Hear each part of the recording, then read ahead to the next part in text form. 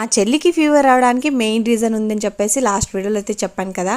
అది ఏంటి అంటే 5 days అలా కంటిన్యూగా తలస్నానం అయితే చేసిందంట. ఇంకా చేయాల్సి వచ్చింది, అందుకోసం అని చెప్పేసి చేసిందండి.